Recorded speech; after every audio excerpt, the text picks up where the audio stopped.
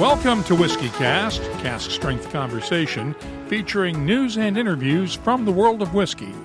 I'm Mark Gillespie, and this is episode number 1079 for October 20th, 2024. Coming up in a few minutes. You know, the best drink in the world is a free drink, and so many of these distillers are giving drinks to friends and families and employees, and it's hard to get that honest feedback. And so getting their spirits judged blindly by great people in the field provides awesome feedback. This week I'll take you behind the scenes of a whiskey competition, specifically the American Craft Spirits Association's annual Craft Spirits competition. You'll hear some of the discussions between judges and from some of the judges themselves. We'll also have the What I'm Tasting This Week department, behind the label, and much more. The news is next on this week's Whiskey Cast. Gabriel Cardarella from Jewers here. The 2024 U.S. Open Championship may have ended, but you can still get your hands on the whiskey created to honor it. The new Jewers 19-Year-Old Champions Edition. Trust me, a whiskey you don't want to miss. More details coming up. Let's get started with the week's news. It's brought to you by the Dalmore. Former U.S. President Donald Trump repeated his pledge this week to impose tariffs on a wide variety of imported goods if he's reelected November 5th. In fact, he's talked about a tariff of between 10 and 20% on all imported goods, including whiskies. According to ABC News, economists widely expect that would spark an international trade war, with other countries imposing retaliatory tariffs of their own on American exports. The Peterson Institute for International Economics estimates Trump's tariff proposal would cost the typical U.S. household about $2,600 a year in increased costs, since importers would likely pass along the cost of the tariffs to consumers. Democratic candidate Kamala Harris has criticized the proposal as amounting to a national sales tax. Meanwhile, the European Union's suspended tariffs on American whiskies is scheduled to be reimposed next March, unless there's an agreement on steel and aluminum tariffs before then. The Distilled Spirits Council cited that as the key worry in a new report on foreign trade barriers that hurt U.S. distilled spirits exports. During the 3 years the tariff was in place between 2018 and 2021, American whiskey exports to the EU fell by 20%. After the tariff was suspended in a deal with the Biden administration, American whiskey exports to Europe grew by more than 60%, and total U.S. spirits exports reached a new record high. The Scotch whiskey industry is hoping for good news when Chancellor of the Exchequer Rachel Reeves presents the Labour government's first budget to Parliament on October 30th. They've been lobbying for a cut in excise duties on whiskey and other distilled spirits, and reminding Reeves and Prime Minister Keir Starmer of Labour's pledge to support Scotch whiskey. In other news, Jim Beam has unveiled a new limited edition Winter Reserve bourbon. It's a 6-year-old bourbon that amps up vanilla and cinnamon notes on the palate. Master distiller Fred Noe said in a news release that he wanted something that pairs well with cold weather. It's priced at $24.99 a bottle while supplies last. Maker's Mark has unveiled the first bottle in its Greats of the Gate series in partnership with Keeneland Racecourse. The series aims to raise $4 million for Kentucky charities over the next decade. The first bottle honors the legendary horse Man o' War and will go on sale Monday at select Kentucky retailers for a suggested retail price of $149.99 a bottle. Old Forester is out with the third release of its King Ranch bourbon in partnership with the King Ranch in Texas. The whiskey is Old Forester's standard bourbon, but it's filtered through mesquite charcoal from trees harvested at the ranch. It's available exclusively at Texas retailers for $100 a bottle. And Woodford Reserve has released its latest Masters Collection whiskey, a Woodford Reserve standard bourbon finished in Madeira wine casks and blended with wheat whiskey. It's the 20th release in the Masters Collection series and is available at select retailers nationwide in the U.S.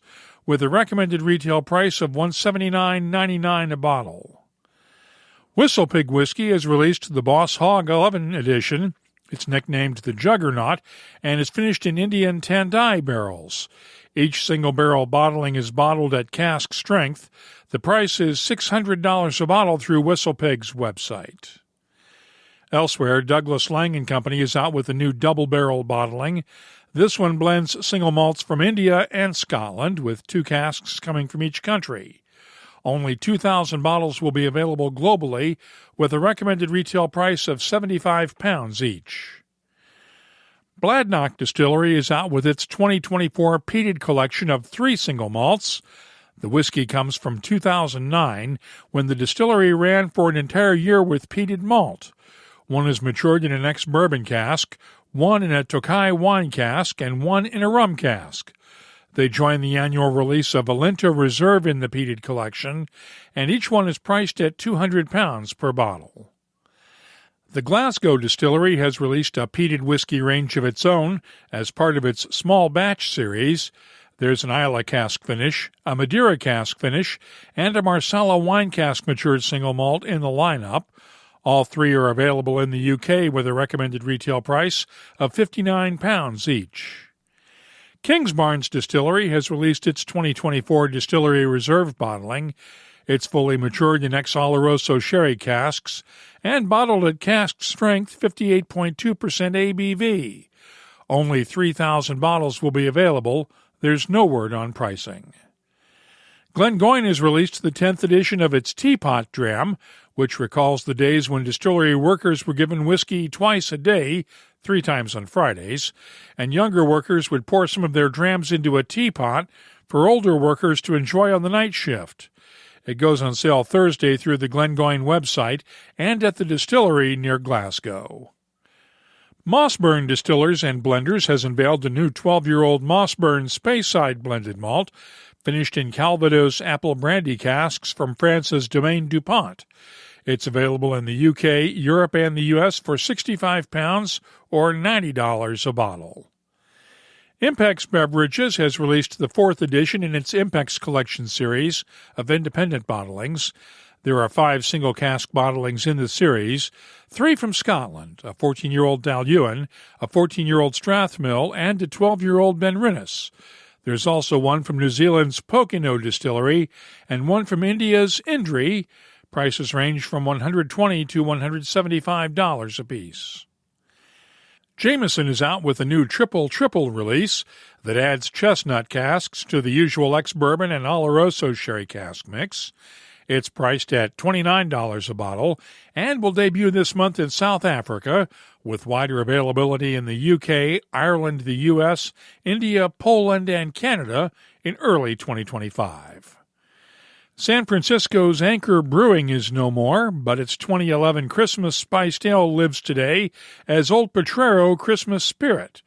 The ale was distilled twice, then matured for 12 years in Old Potrero rye whiskey barrels. It'll be available starting November 15th in California and through the Hodling & Company Distilleries online shop. And finally, the Whiskey Exchange has introduced the Kurosawa Marriage Collection. It's a blend of 2 single casks, a 1965 Kurosawa sherry cask, and a 1972 red wine cask. It's available through the Whiskey Exchange Cabinet blockchain digital platform for £44,000 a bottle, plus taxes. You can keep up with the latest whiskey news all week long at whiskycast.com and in the WhiskyCast community app. The news is brought to you by the Dalmore. Hello, Richard Patterson here, Master Distiller, Master Blender for the Dalmore. You know, whenever the team and I are in the world sharing our exceptional single malt, we like to keep in touch with Mark Gillespie and the latest news from WhiskyCast.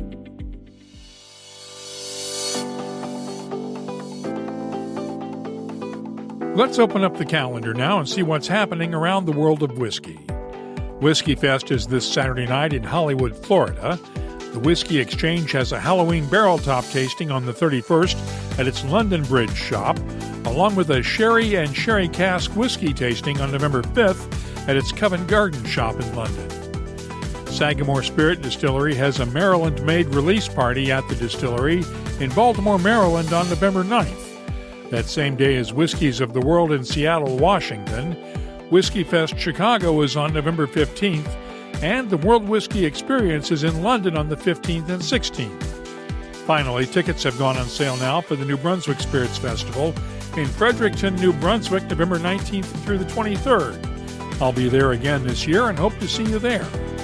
If you're organizing a whiskey event, let us know about it. We'll add it to the calendars at whiskycast.com and in the WhiskyCast community app.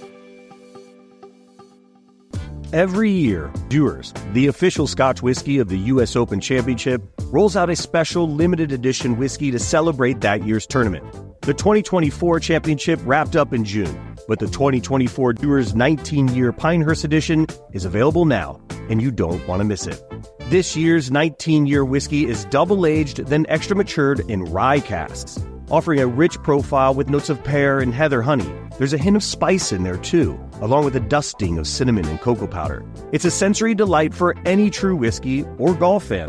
So trust me, my fellow aficionados, grab a bottle and enjoy a whiskey crafted with the same skill and precision that makes the U.S. Open legendary. Please drink responsibly. Copyright 2024. Dewar's Blended Scotch Whiskey, 46% alcohol by volume. Imported by John Dewar & Sons, Coral Gables, Florida. WhiskyCast In Depth is brought to you by Oban and the Classic Malts lineup. There are literally thousands of wine and spirits competitions around the world each year. We're not going to try and answer the question of which ones are most valuable to consumers, but we thought it would be worthwhile to take you behind the scenes of a spirits competition to see just what happens in the judging room. Earlier this month, I was a judge for the American Craft Spirits Association's annual competition, one of about 25 judges. The competition took place at the new Cotton and Reed Distillery in Washington, D.C. It's formerly the site of the old Joseph A. Magnuson Company distillery before it moved to Michigan last year. Before we get started, let's go through some of the basics with competition co-chairman Jeff Wuslich of Cardinal Spirits in Indiana.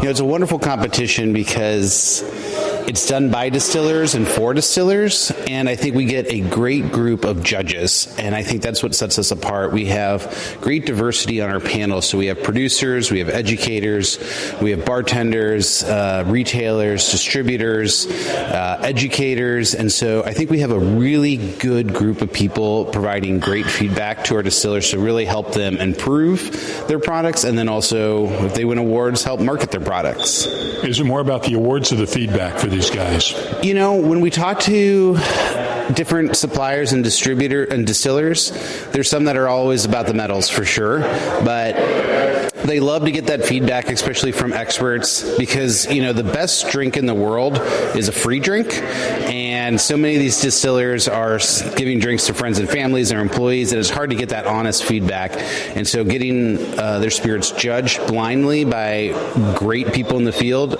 provides awesome feedback. Explain how the competition works. Yeah, so this year we have, over 350 spirits. We have panels of between 4 and 5 judges. In the back of the house, we're pouring samples and specific flights that are getting your spirit judged by your peers. So if you're doing cast-finished bourbon, it's getting, judged in that kind of panel. It's going out to the judges, and they're getting to see some really interesting spirits that they probably haven't tried or tasted before. They get to look through notes, and then they, as a table, kind of come up with the score for that for each entry. Once those things are scored, we sometimes send things back out if they're best in class. So in the case of whiskey, multiple tables are judging it, so we get to see best in class whiskey, and then at the end we take the top spirit from each category, so gin, whiskey, rum, etc., and send it back out to the entire group to get best in show.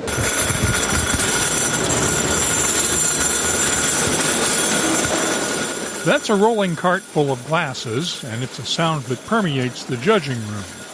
They're filled in a separate room, one in which the judges are not allowed to enter to keep the competition blind. On this, the second day of judging, ACSA CEO Margie Lehrman started out with a few instructions for the judges. Last night when I told you that all the notes were coming back looking stellar. There are a few that I would encourage you to think about if you're the one who is not putting down on the paper what we need to see. Because again, when people are unhappy, particularly if they did not medal, or particularly if they are bronze and why aren't they a silver? Same for the silver, and why aren't they a gold? They will call me, and I will have to very politely make an apology why they did not get the notes that they deserve to get. So please, please, I implore you, if you might be among those who have not put that pen or pencil to paper, please do so today. After a quick group photo, my panel, made up of Holly Abner from distributor Winebow, Becky Harris of Catoctin Creek Distilling, bartender Capri Robinson, and distillery consultant Phil Morgan, started out looking at bourbons between 100 and 110 proof, each one coated with a unique number.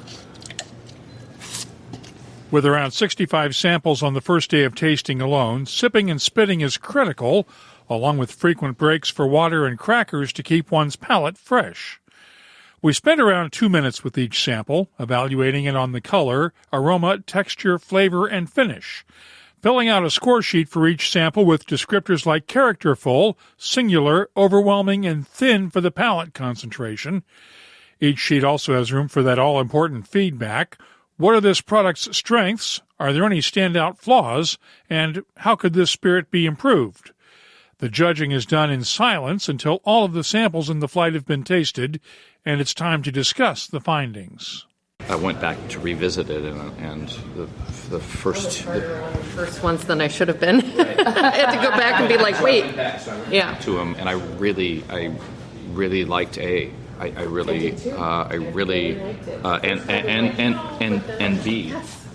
D. A, B, and E are the ones that stood out. E stood out for me for sure. I liked F as well. Yeah. I mean, the last three I gave the highest score. F was my favorite. F was my favorite. Yeah, I really liked F. I had a lot of high scores in this one. Yeah.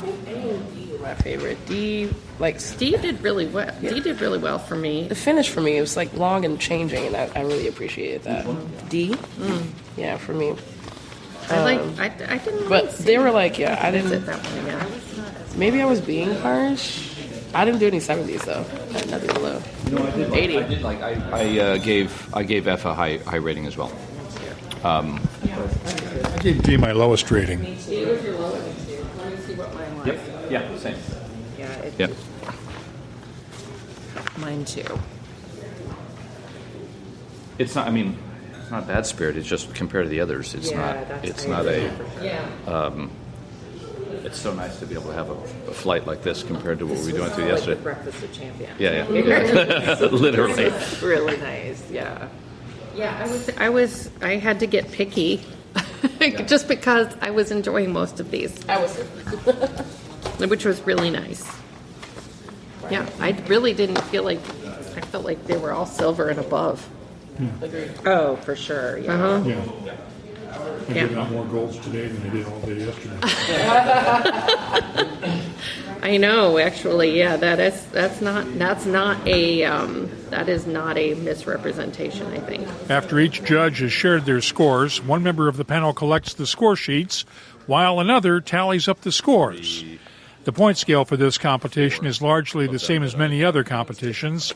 90 to 100 points gets a gold medal, 80 to 89 points gets a silver, and 70 to 79 gets a bronze. On the first day of judging, our panel awarded mostly silver and bronze medals, with just a handful of golds. This flight was much better, with mostly gold medals. A, we are at 90.4, so got a gold there.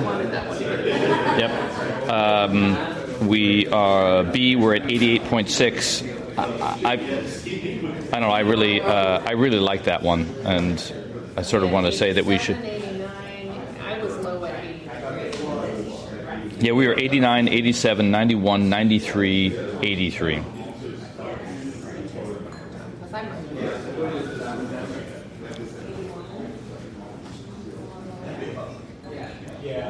Which one is this, B?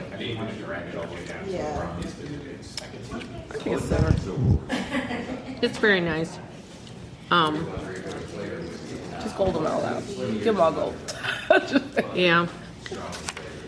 I would move it up from 83. I mean, I don't know that would be enough to get it. I mean, I can go up to a 90.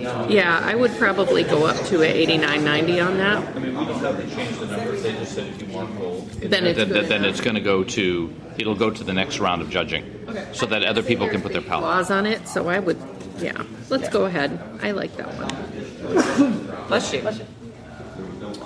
89.2 for C. Yeah. I'm happy to give that one a gold too. Yeah. Bump my score up to 90.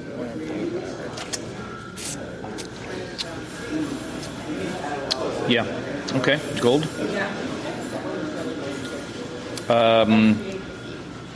D is at 86, so I think we hold that one at silver. Yep. Silver. After 3 flights, it was time for a lunch break. Here's veteran judge Tracy Franklin. Tracy, what do you get out of being a judge in these events? For me, this is an opportunity to really explore the depth and the breadth of a category. We have some of the best and some new spirits that are being represented, people that want to know exactly where their spirit lies within the quality of like this larger category. So, coming in, tasting whiskeys, just for example, and being able to taste things that are craft made, things that are made by larger distilleries, and really like comparing those right next to each other. I think it really gives you an idea of where this industry is going. What do you learn from it?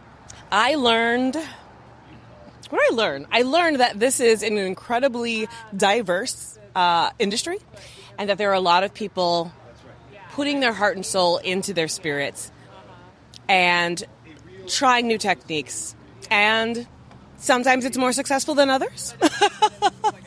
It's one of those things where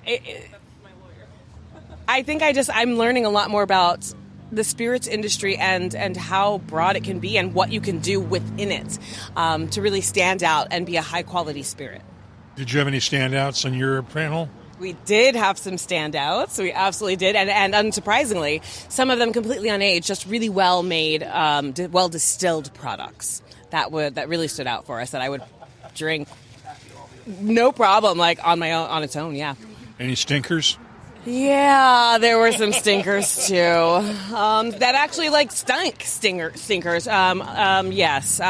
But I think that's going to be expected, right? I think if we are actually taking the time to experiment, if we are really at the like pushing the boundaries within a category, some things are going to fail. And that's acceptable as well. As long as you take those notes, you grow, you go back to the table and kind of rethink where you're going. But to really push a category, some things are, you got to have some stinkers. Becky Harris has entered the ACSA competition in the past, but this is her first time judging. What was really useful for me is because as a person who's really focused on a single category, which is rye and kind of permutations thereof, it really made me kind of like broaden my perspective of the rest of what's going on. A whole bunch of single malts, which were just so much fun. A lot of bourbons. And I don't generally dip my toes into quite as much bourbons on the regular. So it was really, really good for me just to kind of like recalibrate my expectations of the category and see what's new and different in it. And that was super fun. How important as a distiller is it to you to read the feedback after these competitions? It is important to read the feedback. Sometimes it's useful, sometimes it's not. You have to kind of look at it and go, what is really important from a standpoint of somebody who reads that feedback is that for the person who is getting the feedback to know, we don't actually know a lot about your product when we're tasting it. So if we say we think it might need more age or something and you're like, no, that's absolutely not it. Well, that's because we don't know a lot about it. So we're kind of trying to put suggestions out there, and what I will say is that also if you're reading these and you taste something in your distillery and our notes are very different, one of the questions that you might want to look at is there something happening in transfer, which is a really interesting, especially if you're doing some liqueurs and stuff, they might not be really stable when they're shipping. And that might be something to kind of investigate. So I found it really interesting, and I think it'll be helpful to me going forward. Is it fair that we only spend a couple of minutes with each spirit? That is so fair. You really have so little time because of how many you have to do that you really only get a few times to kind of swallow it. And palate fatigue is a thing, and it does happen more. And the order that we're tasting things can't help but affect it too. So I think try not to take those notes personally, but take them as a really good source of information that can kind of inform what your decisions might be going forward. I try not to take anything personally when I get the feedback. I'm just like, okay, noted. I need to either explore that or, kind of take it in going forward. It's really useful. Is it fair that a distiller's years of work can be judged in just 2 minutes? Paul Hetko of Few Spirits says yes. As judges, we really don't have much time.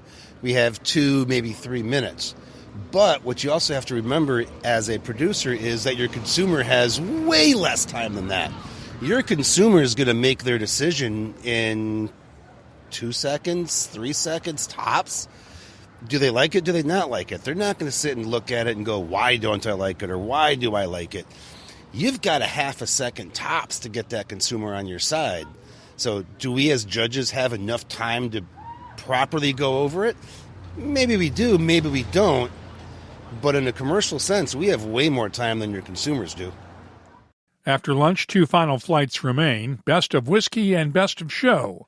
No feedback required here, just a ranking of your top 3 choices. Once that work is done, the judges are invited into the back room to see what they've tasted.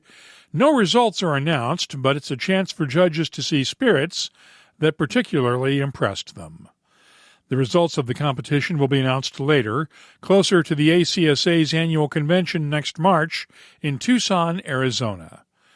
For the record, I'm judging in 3 competitions this year: ACSA, the International Wine and Spirits Competition's judging of North American whiskeys last month in Kentucky, and the upcoming Canadian Whiskey Awards.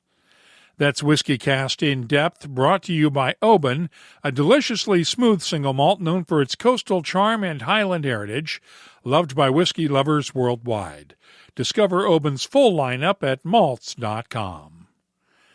Let's start off the What I'm Tasting This Week department with 2 whiskeys from the Macklow, created by entrepreneur Julie Macklow and master blender Brendan McCarran. First up, the Macklow Kentucky Edition American Single Malt. It's bottled at 46% ABV, and the nose has touches of honey, fresh flowers, and sweet oak. The taste has white pepper and ginger spices along with roasted nuts, barley sugar, and honey, while the finish is long with lingering spices and a hint of dried flowers. I'm scoring the Macklow American Single Malt a 94. Next up, the new Macklow Kentucky Straight Rye. It's finished in American Single Malt casks and bottled at 46% ABV. The nose has honey and molasses balanced by caramel, dry spices, and a slight nuttiness. The taste has a nice balance of sweetness and spices with ginger, peppercorns, and a hint of clove, balanced by figs, honey, and vanilla. The finish is long and spicy with a hint of dried fruits, and I'm scoring the Macklow Kentucky Straight Rye a 93. Ardbeg's new 17-year-old is one of the more controversial whiskeys of the year for what it is as well as what it could have been. Dr. Bill Lumsden and his team decided to recreate the original Ardbeg 17-year-old, and that meant chill filtering it and bottling at 40% ABV. Purists screamed that it should have skipped the filtering and been bottled at a higher proof. Be that as it may, the recreation is faithful to the original. The nose has touches of lemon zest, peat smoke, heather, honey, and a hint of smoked salmon. The taste has a slow onset of black pepper and peat smoke, with hints of lemon zest and smoked salmon in the background. The finish is long, warm, and smoky, and I'm scoring the new Ardbeg 17 a 93. Finally, hockey season is here, and hockey legend Wayne Gretzky has released a new No. 99 whiskey from his distillery in Ontario. It's a 6-year-old single-grain oat whiskey bottled at 63.24% ABV.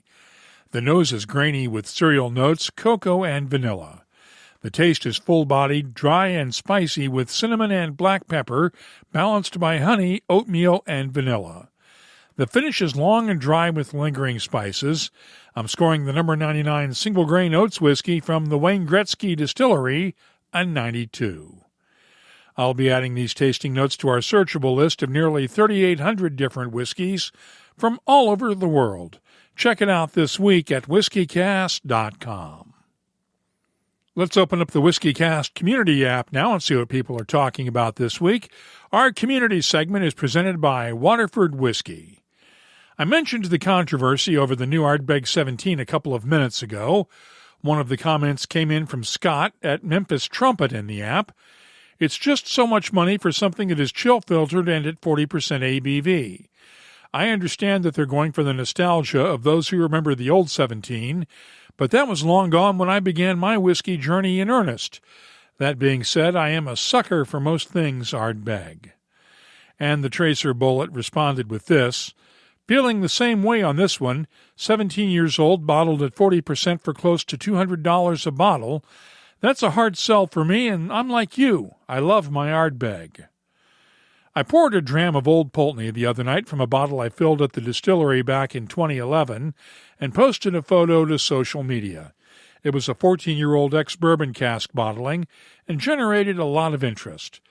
From ex-Highland Hill posted, very nice. I wonder how it compares to the old release of OP 17-year-old or the current 15-year-old. Higher ABV, of course, but maybe similar nose and palate profile. Plus, the 17 and 15 use some Oloroso casks, so that note wouldn't be there. Interesting to see just how the bourbon cask is. On Facebook, Ashley Penny said, Old Pulteney, so very underrated whiskey. And Kenneth Holmgren posted this from Sweden. One of my favorites in two ways because of first the taste, but also second that it was the first distillery Gottfried Olsen visited in 1872 from Sweden to get knowledge about all the process steps, mainly distilling and maturation, to later in 1892 have Sweden's first whiskey at Gothenburg's Yeast Stock Company. Thanks for the history lesson, Kenneth, and if you have something you'd like to share with whiskey lovers around the world, download the free WhiskyCast community app from your app store and join the conversation.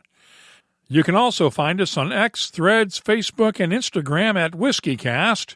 Our email address is comments@whiskycast.com. Our community segment is presented by Waterford Whiskey on the web at waterfordwhiskey.com. 100 individual farms of Irish barley, separately harvested, malted, fermented, distilled, and matured. Is that too much effort? Perhaps. Unless you're interested in flavour above all else. Waterford Whiskey, the most naturally flavoursome single malt. Let's close out the show now with Behind the Label, our look at the history, science, and people who make whiskey unique. Omega-3s may be good for your heart, but they're bad for the environment. That's because most omega-3s are produced from fish oil, and the demand is driving overfishing in the world's oceans. Now, Eden Mill Distillery in Scotland has teamed up with Scottish biotech company MyAlgae to repurpose its effluent, the stuff left over after distilling, to grow microalgae as a sustainable source of omega-3s. Algae is the original source of omega-3s, and MyAlgae has come up with a process that eliminates the need for fish. It turns out whiskey effluent provides the perfect nurturing solution for microalgae. Eden Mill has installed an effluent storage tank in its new distillery, which is under construction right now. It's scheduled to resume distilling early next year. If you have something you'd like us to look at on an upcoming episode, just get in touch with us.